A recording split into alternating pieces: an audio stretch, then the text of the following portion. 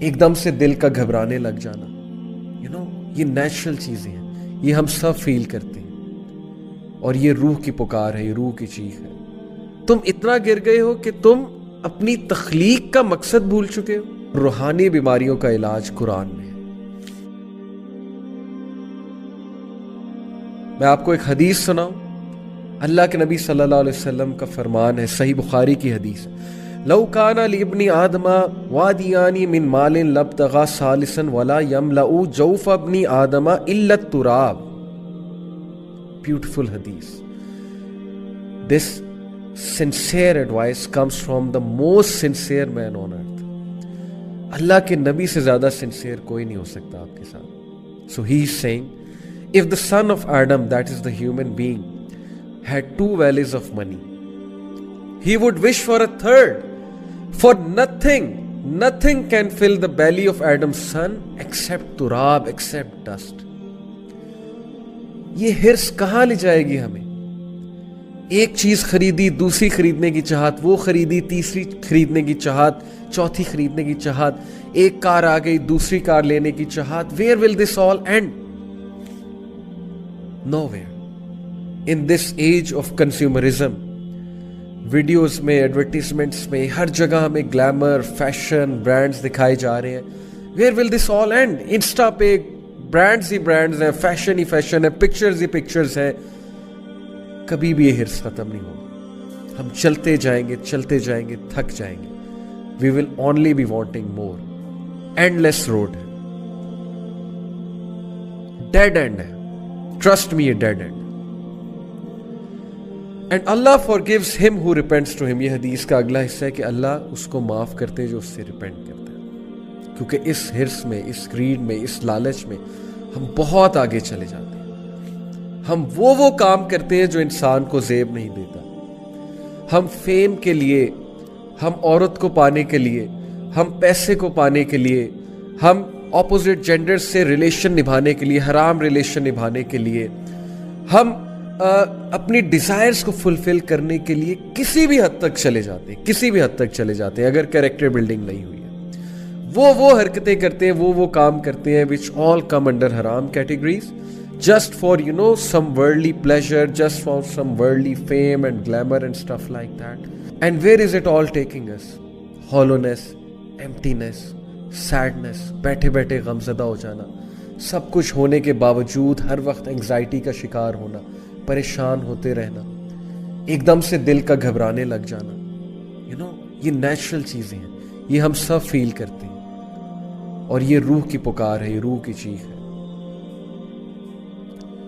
So ponder over this hadith. Nothing is going to fill the belly of Ibn Adam except dust. And then Allah subhanahu wa ta'ala calls you. دیکھیں قرآن تذکیہ کر رہا ہے، قرآن آپ کو shake کر رہا ہے، قرآن مجید آپ کو ویک اپ کال دے رہا ہے۔ اللہ سبحانہ وتعالیٰ says فَأَيْنَ تَذْهَبُونَ، ابن آدم کدھر جا رہے ہو؟ Where are you heading؟ فَأَيْنَ تَذْهَبُونَ، کدھر جا رہا ہے ابن آدم؟ کدھر چل پڑا ہے، کدھر نکل پڑا ہے؟ اس لیے تو نہیں بنا تھا تو، یہ تو تیری تخلیق کا مقصد نہیں تھا۔ You were born to be a change maker, but you are obsessed with things. You are obsessed and you have fallen so much. تم اتنا گر گئے ہو کہ تم اپنی تخلیق کا مقصد بھول چکے ہو۔ فَأَيْنَ تَذْهَبُونَ، Where are you heading to? Where are you going? It has no end. This is a road which leads nowhere. And then Allah subhanahu wa ta'ala gives us this great reminder. Surah Tawbah, chapter number 10, verse number 57. Ya ayyuhan nasu qad ja'atkum maw'izatun min rabbikum wa shifaa'un lima fis suduri wa hudan wa rahmatun lil mu'minin.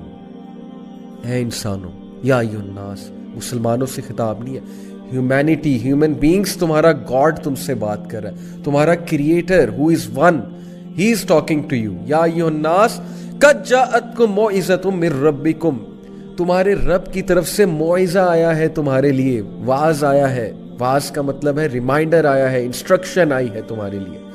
کیا instruction ہے؟ Sincere ترین instruction کہ human beings کدھر جا رہے ہو، کیا کر رہے ہو؟ حلال کی طرف آؤ، حرام چھوڑ دو۔ मत अपनी जानों पे जुल्म करो, मत फेक लाइफस्टाइल अडॉप्ट करो। तुम्हें भी पता है ये फेक है।